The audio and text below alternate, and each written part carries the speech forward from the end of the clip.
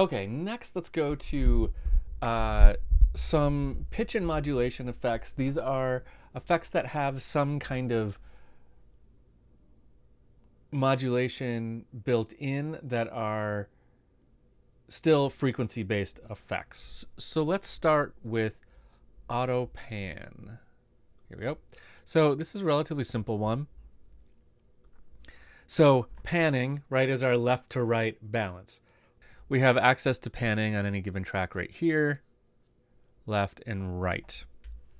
So what this is going to do basically is we can set up an LFO inside this effect that will start moving our sound around left and right. So we start with some amount. Okay, we can see our left signal and our right signal. We can speed it up. We can adjust the phase. So here, they're going to move at the same time, and here, completely opposite. And we can kind of round out the shape of that if we want it to feel like it's moving, just jumping back and forth, or if it's more gliding back and forth. Feel it? Might be more obvious on something like this cello sound. You know, we feel like going back and forth, kind of wacky. Let's slow it down a little bit.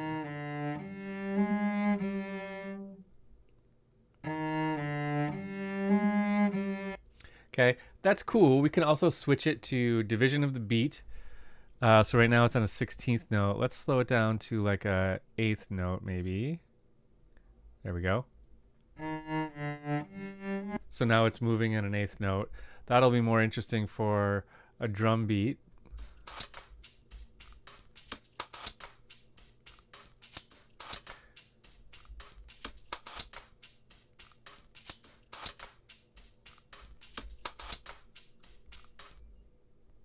We can go back and forth between an inverted version, which if we, let's slow it, well, let's speed it up so we can see. Okay.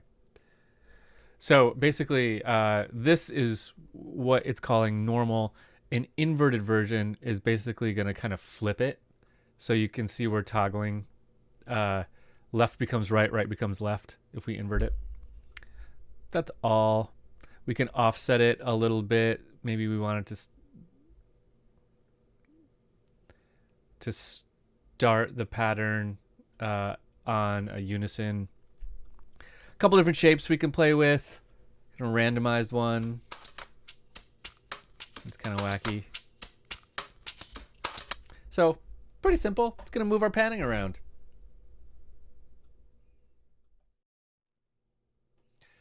Up next is chorus ensemble. Let's grab that and throw that on there. Now this one looks actually kind of similar because it does have some, motion modulation built in. So if you're not familiar with chorus, it's an effect that we usually use to kind of thicken a sound a little bit.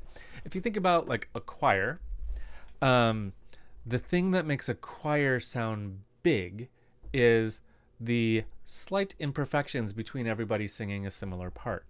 So you can think of the same thing in like a string orchestra.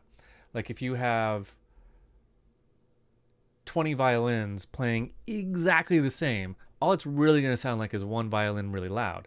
But if you have 20 violins playing the way humans normally play, which is with very slight variations, it sounds like a big ensemble.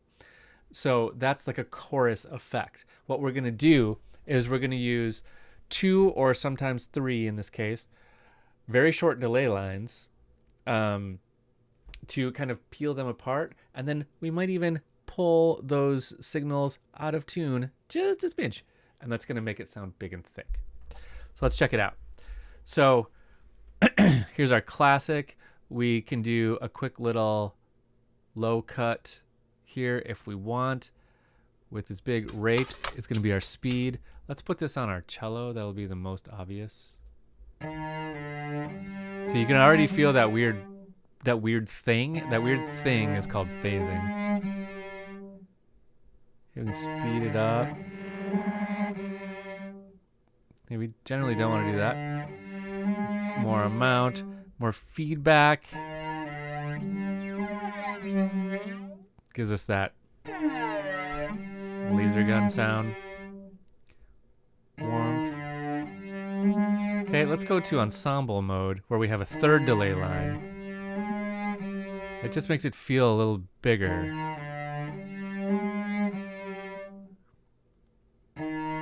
Let's try it on our trombone thing here. Not so obvious. Let's go back to our cello. Vibrato effect is going to go down to one delay line and it's going to move around quite a bit more.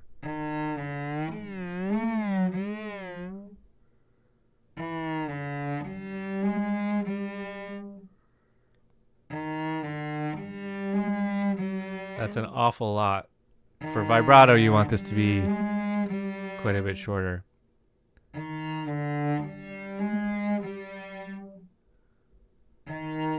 So chorus, ensemble, these kind of thickening effects, they can really help in your mix or in synthesis and sound design, just to make a sound or a part of a sound even a little fuller.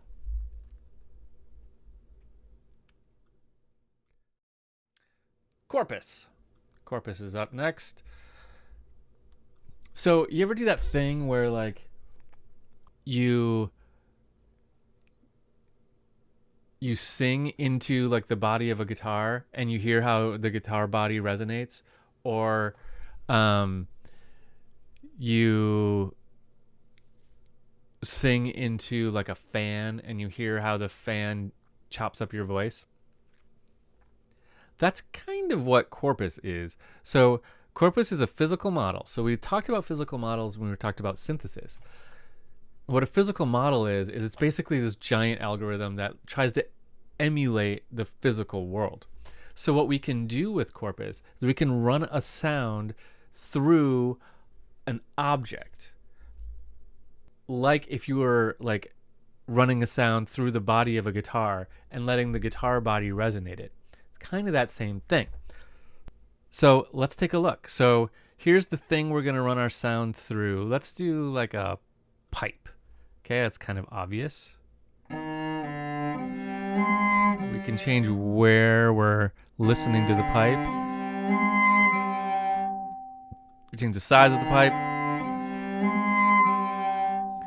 Adjust the radius, decay. Is the pipe open on both ends? How big is that opening?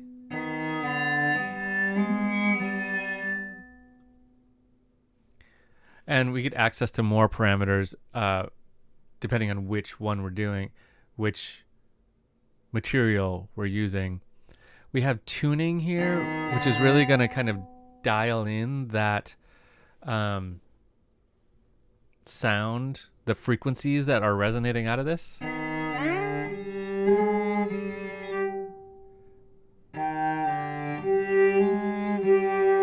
So the cello is playing something in G sharp-ish. So setting this to resonate on G sharp sounds rather nice. Fine tuning. You can add an LFO just to kind of spruce it up. Ooh, that sounds ghostly. Throw a little filter on it.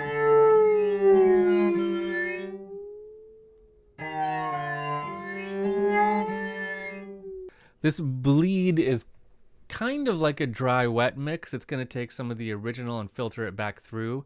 So it's somewhere between a dry wet mix and a feedback.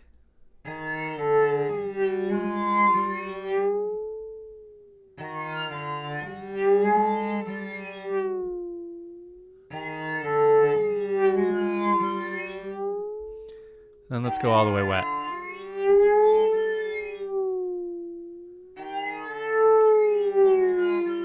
That's a pretty extreme effect. You can do some really fun stuff in corpus.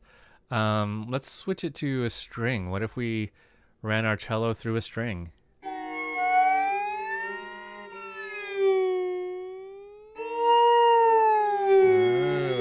it's like making me a little seasick.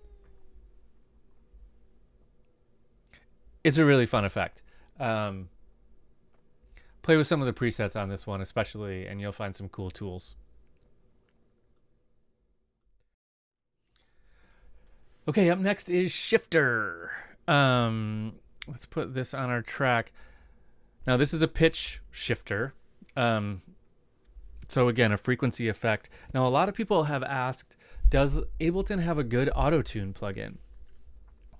And no, it doesn't. This is probably one of the biggest complaints that they have. And when asked directly about it in a recent meeting, the person I was talking to kind of said no, which makes me think they're working on one. But this isn't an auto-tune effect. This is an effect that's going to shift the whole pitch of your thing. So you can say transpose it higher, transpose it lower, just move the whole thing up or down. That's different than auto-tune.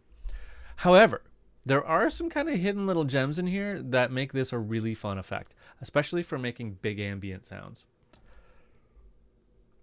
So first, we can run our sound through this, and then we can just adjust the pitch. Here I'm in steps or semitones.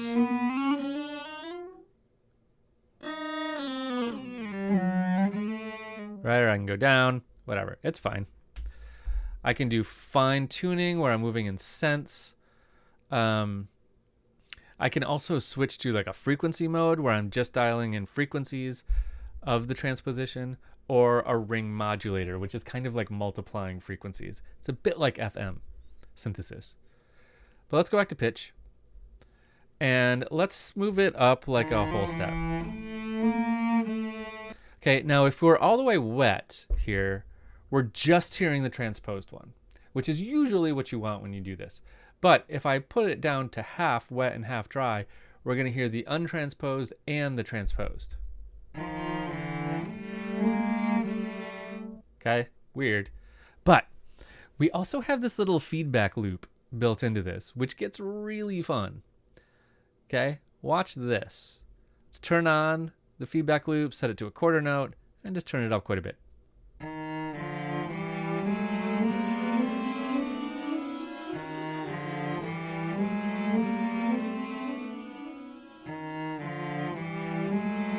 We have an LFO we can add in.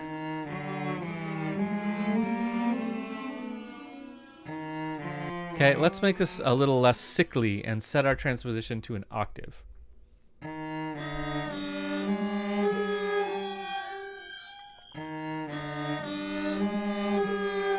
Let's try an octave down. Don't like that.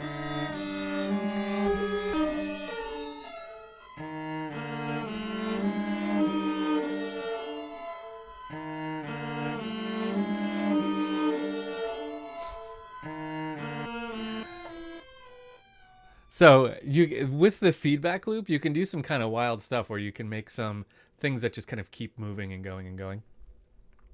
I would maybe put like a bunch of reverb on this, and then maybe use that envelope follower to kind of shape all of that feedback that's coming out of it, and that would kind of turn it into kind of a pad sound almost. So it's simple, but you can do some fun stuff with it. All right, up next is our phaser flanger. So this is kind of similar to the chorus ensemble, where we have two, actually kind of three effects in one here. So a phaser is like when we take the waveforms of something and just kind of let them move in and out of phase, we say, it creates a very specific kind of effect that we call a phaser. So let's hear that. You can kind of hear it. That thing you're hearing is called phasing.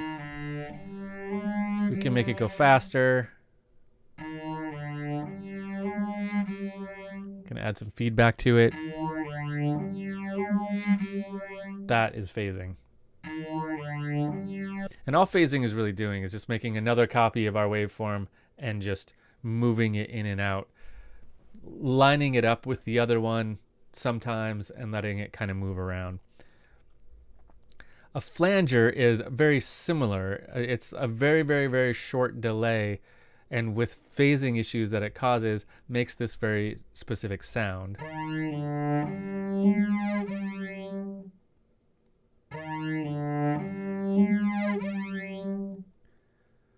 A flanger always kind of has like a sound to it. Then a doubler is just going to kind of thicken things up, kind of like our chorus and ensemble, but this does it a little bit differently, and it's a kind of a strange sound. Let's take our feedback down and our amount down. There we go. See, this just sounds like two cellos trying to play together that are just really out of tune from each other. But you can make some cool effects with it, play around with it. You can adjust the timing on this to make it a little more tasteful, but pretty simple effects. All right, next we have Resonator. We've seen effects very similar to this where we kind of added frequency content by superimposing a resonator, basically. But what we have here is something much more kind of pitch centric. So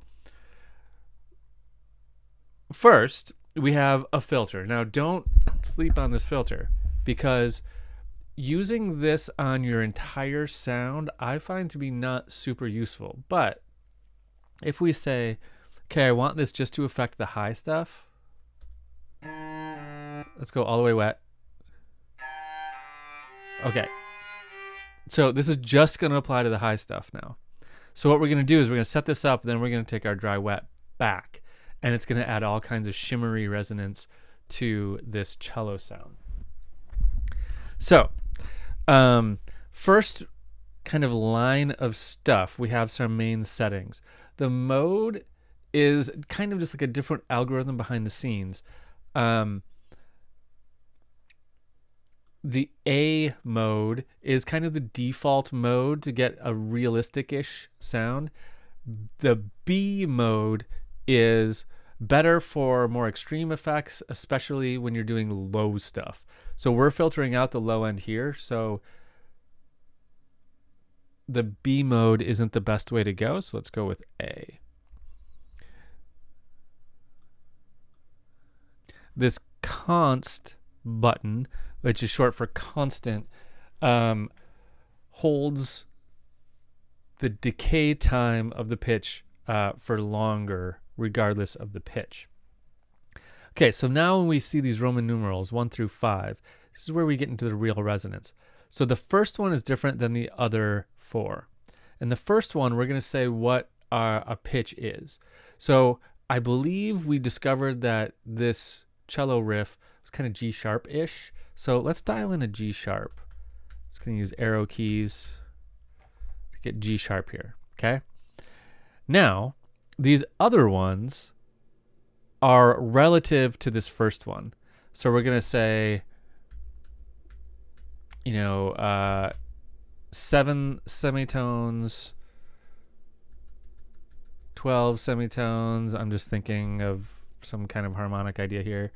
And then maybe let's do like a 9th, which will be 14 semitones. I have one more. 2. Okay.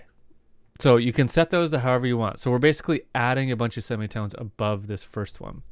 We can detune it with these. These are going to give us some sense control. So they're going to detune it in less than a semitone.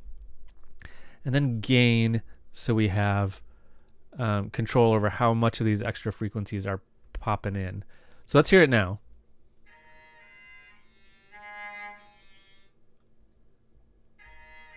Let's turn this back up.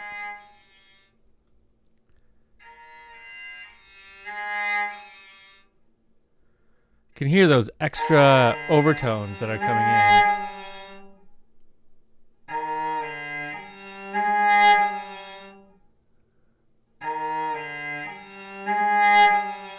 And they're kind of piling up because we're hitting that fundamental, with that G sharp, and that's resonating it, and that's what's giving us that clip. But let's pull down our dry wet, and now we've just added kind of a weird shimmer to our cello sound. Let's try that on like this trombone. So here's just the resonance.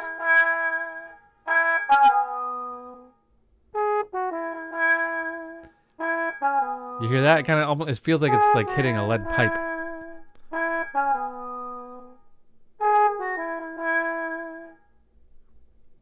So it can be a cool effect to add some, just kind of brute force, add upper partials to some of your sounds. Okay, our next two effects are both spectral effects. So what are spectral effects? So in most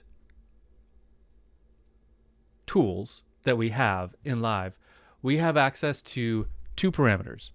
They are the amplitude of the sound and time.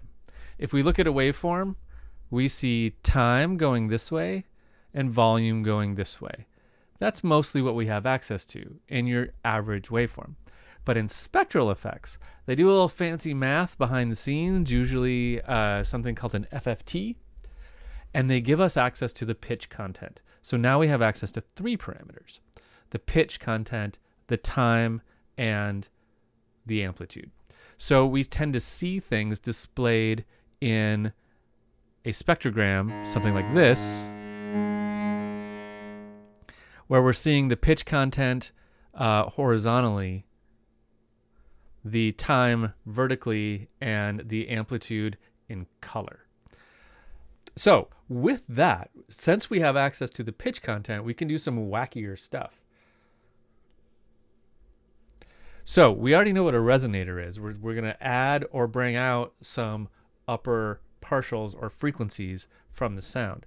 But with a spectral resonator, we can really kind of amp that up.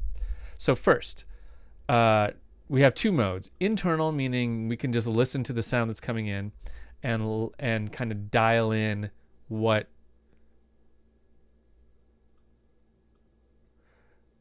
frequencies we want to bring out.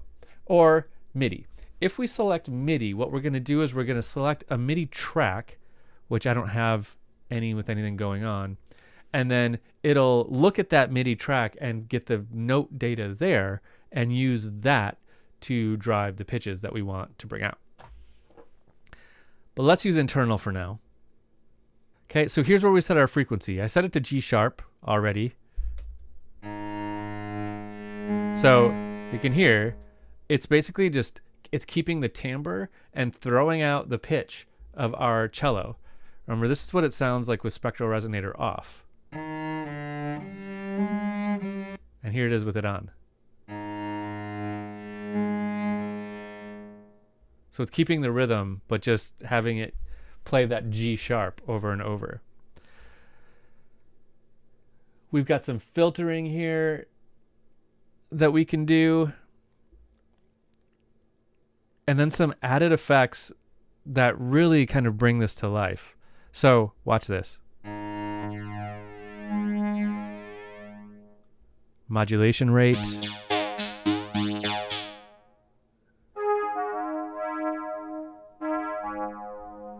Let's stick to this last drum beat for a minute.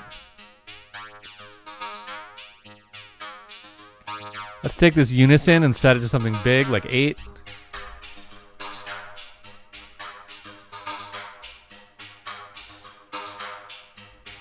Let's maybe go up a bit with our pitch. Now we're an octave higher.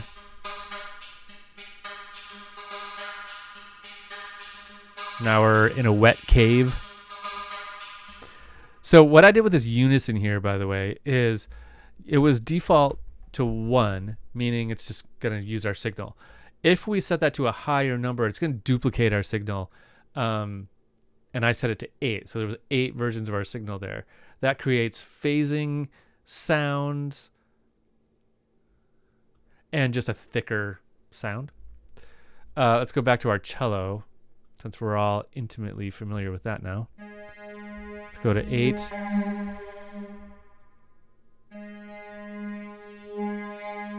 And combine it with the dry.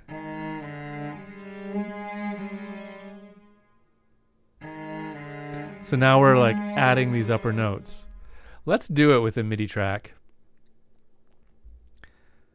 So what did we say? G sharp. So let's see. Let's add some notes to it.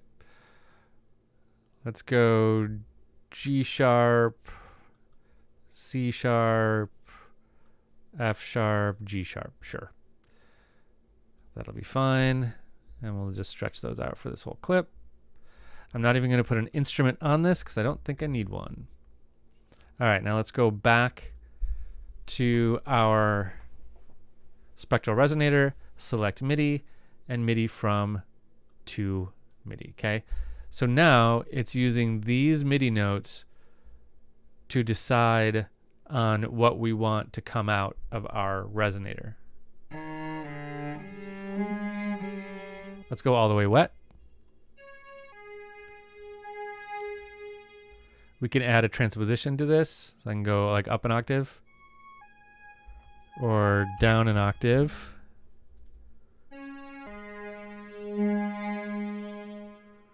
Right, so it's really just using one note. It's not using the whole chord that I put in there, but it's still a cool sound.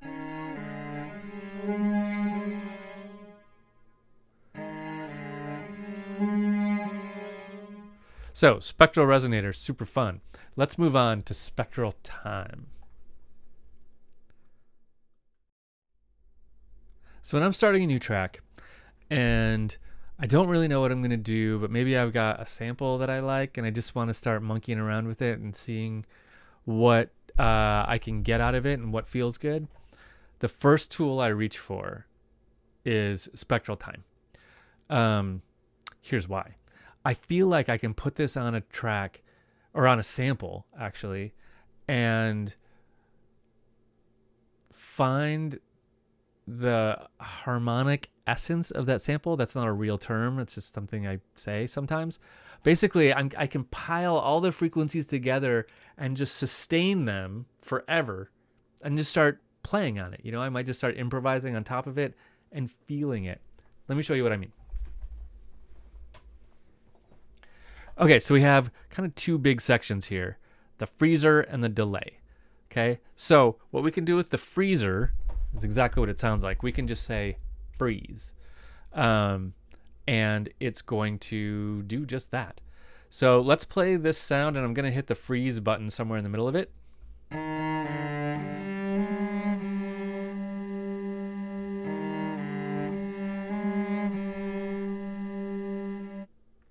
Okay, doesn't work when we're looping. So let's go like this. Let's take these, put these over here, turn off looping, and go like this. Okay, there it is. So we have our spectral stuff here. So I can do that all the time. I can also set re-trigger and tell it to actually hit this freeze button for me like every quarter note, let's say.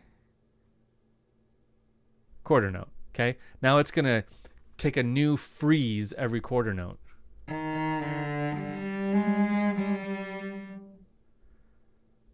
Okay, that's kind of cool. Let's go back to looping it.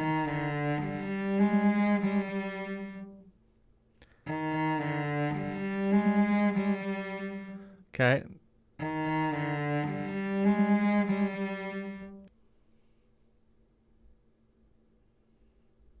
It's actually too fast. I need like a longer sound for this to really work the way I like it to work.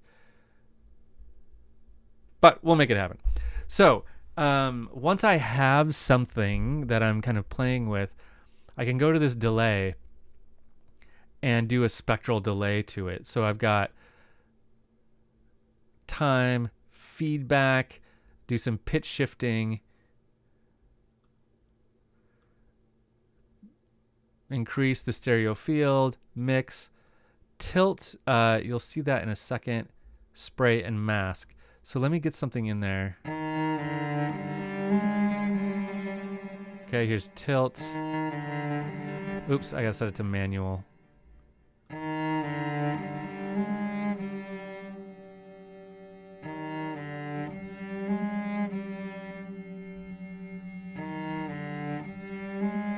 So now with this, I can do a fade in and a fade out. And if I put these all the way up, I have like instant ambient music.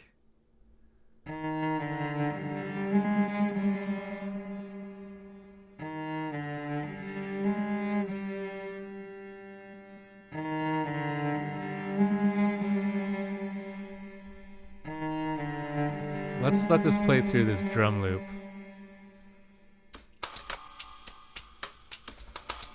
Let's go all the way wet.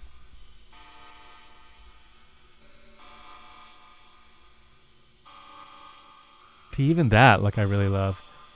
All the way wet, let's go back to our cello sample.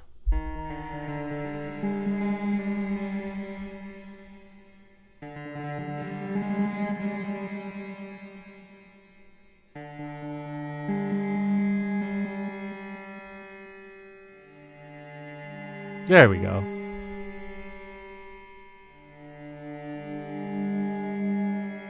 So this is what I'm talking about. You can get this kind of thing and just start playing with it and start feeling what's happening and what we can do with it.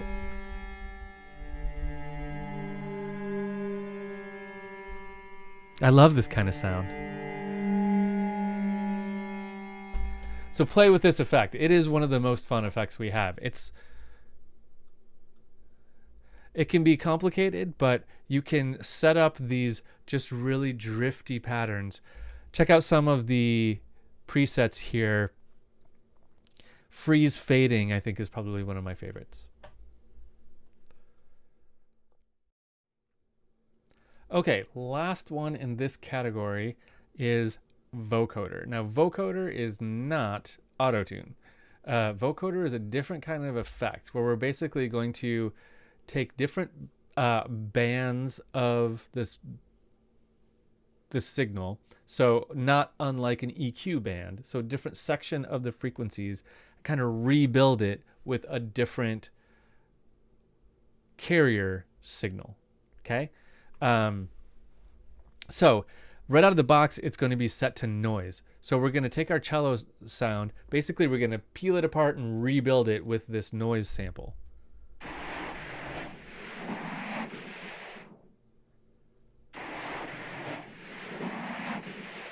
Okay, not so interesting. We can change that so it's not noise, but it's something external, a different sound. So maybe let's take this trombone, line it up, and then we'll say audio from, what is that, 3 trombone, 3 trombone. So now we'll use the same thing, but we're going to use this trombone sound for it.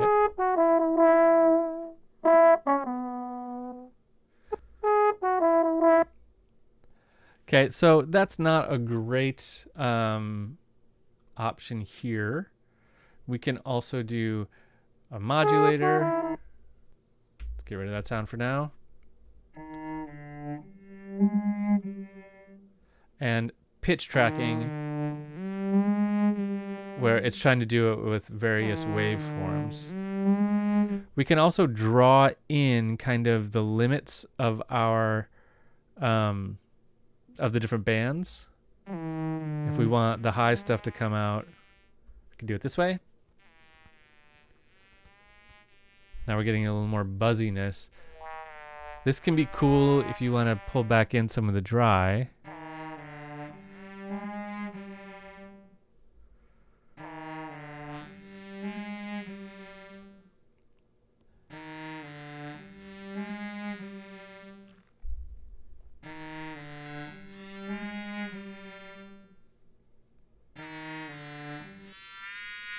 And go all the way wet. We have a whole new sound. So that's interesting. Now, we did talk about how this is not auto tune and how the shifter plugin we looked at is an auto tune, and how there's basically not an auto tune in Live, but there kind of is. There are various Max for Live devices that are great little auto tune plugins. So we'll get to those when we talk about Max for Live in detail. But for now, let's move on to dynamics and talk about compressors.